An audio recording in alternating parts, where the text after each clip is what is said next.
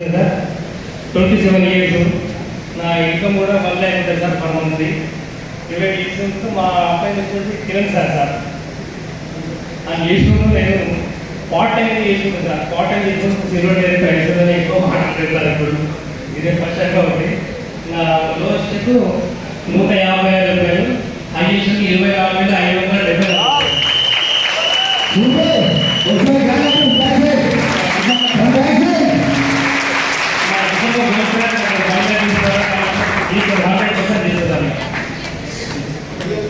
Category DSP phone పెట్టింది sir. ఇది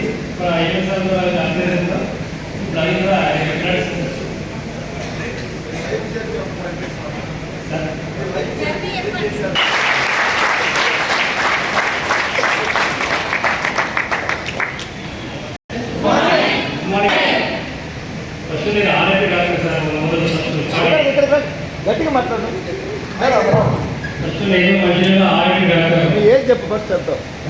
age నా age 58 years sir. 58 years.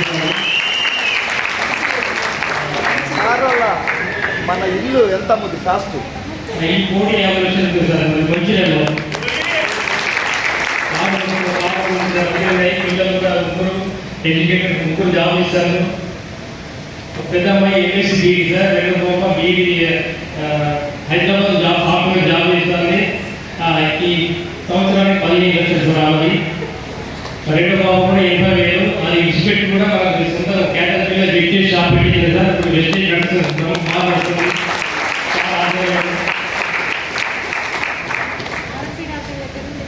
RMP కదా 7 years చేసాను సార్. 7 years చేస్తే ఎల్ఐసి తిరుగుతుంది సార్. ఇప్పుడు ఎల్ఐసి పక్కన పెట్టి ఫుల్ టైం ఏం కావాలి వాళ్ళు కూడా ఇస్తున్నాం సార్.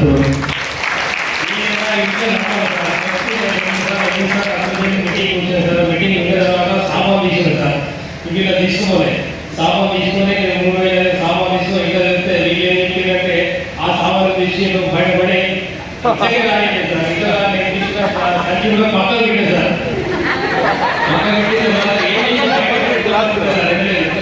ఈ ఆటగానే పిల్లలు కూడా చెప్పి 100 మీటింగ్ ఆటకపోతే 2-3 మీటింగ్లు బీమా తీసుకుంటే ఒక మీటింగ్ తీసుకుంటారు సార్. అప్పుడు నాకు సార్ అప్పుడు ముందే చేస్తుంది. ఇంకా సమస్యలు కూడా నమ్మలే. నేను నమ్మలేదు సార్. నేను నమ్మే తీసుకుంటాను. తీసుకొచ్చి మమ్మల్ని నమ్మలేదు సార్. హోమ్ మినిస్టర్లు ఎవరు నమ్మలేదు. ఎవరు నమ్మాలి? పిల్లలు నమ్మాలి, ఎవరు నమ్మలేదు సార్. ఇప్పుడు నమ్మలేదు. ఇప్పుడు నమ్మలేదు సార్. ఇప్పుడు నమ్ముతారు. పిల్లలు కూడా చేస్తారు సార్. అన్న కూడా సాఫ్ట్వేర్ చేసుకుంటూ ఇది చేస్తుంది సార్. ఈ మధ్య రైతు కావాలి.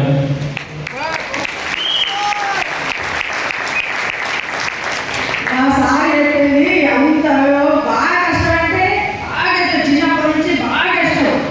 ఒక్క 2 గంటల మీద మొత్తం డెక్కించిండు. నేను సారు నాకు చిన్నప్పటి నుంచి తెలుసాను కదా.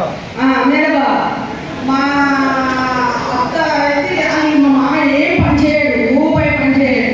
చదువులే కష్టం. గవర్నమెంట్ జాబ్లో గవర్నమెంట్ స్కూల్లో చదువుకున్నారు. ఇక చదువుకుంటే మా డాడీ కొంచెం మన ఎక్కువ అగ్రికల్చర్ ఎక్కువ చేసింది. ఇక మా మేనసకి ఏం లేదని మా డాడీ అది ఇక నా బిడ్డలు ఎట్లా ఇస్తా అని చిన్నప్పుడు ఒప్పుకున్నాడట. ఇక అట్లా బాలతోటి వాటిని జొన్నలు అన్నీ ఇట్లా తెచ్చి పోసేది. ఇక మా అత్త అట్లా ఒడ్డెక్కించింది. ఇక ఈ ఎదిగినాక ఇక ఏ పని చేయాలి, ఎట్లా చేయాలి, ఇక కష్టం ఇంట్లో ఇంటికి కష్టం బాగా కష్టం అయితే ఇక ఇలా నాన్నమ్మ ఏం చేసింది, రొట్టెలు చేసి పెట్టి ఇక తినకపోయేదట. ఆ వీళ్ళ గొర్రెలు ఉంటే మా పక్కకు గొర్రెలు వాళ్ళు ఉంటే వాడు మీ సారు మీ మనవడు ఏం తిన్నాడు కదా, అమ్మ ఇది తీసుకుపోయి దంచి ఆయన పెట్టు ఆయన తినడు అని ఇక తీసుకొచ్చి వడ్డు దంచి ఈయన అన్నం ఇన్న రెండు పెట్టేదాన్ని. అందరూ మా ఆడబిడ్డలు ఇద్దరు మా మరిది వాళ్ళందరూ ఈయన ఒక్కడే తినకపోయేదట. అట్లా పెట్టి చేస్తే మళ్ళీ ఇలా పాపం ఇలా ఊరా గోరగాడు ఉంటుంది. ఆర్ఎంపీ డాక్టర్గా నేర్చుకో మరి అని తీసుకుపోయి ఆ దగ్గర ఉంచుకొని ఒక పూట తిని ఒక పూట వండేదట. రూముల చిన్న గుడిసె వాన కింద ఉని మీద వాన అందులో చిన్న మంచంలో వండుకొని కష్టపడి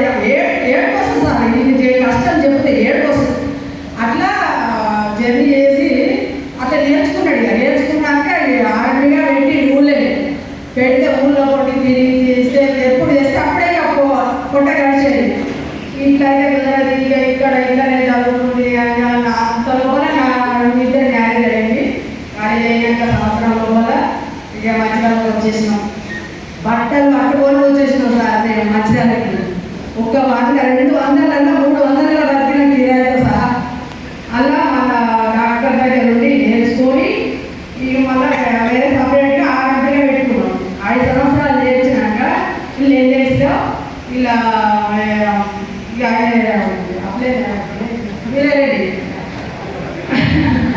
వీళ్ళరెడ్డి సార్ మీరు ఇలా చేయకండి అని ఆర్ఎంపీలకు ఇక ఎల్ఏసి అంటే ఆర్ఎంపీ దొరికితే వాళ్ళకి బాగా ఇష్టమే కదా.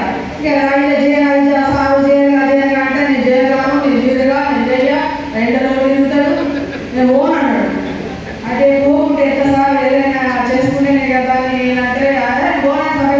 మళ్ళీ తర్వాత 2 సంవత్సరాల తర్వాత మళ్ళీ అయిన పోయి తీసుకొని అప్పుడు చేస్తే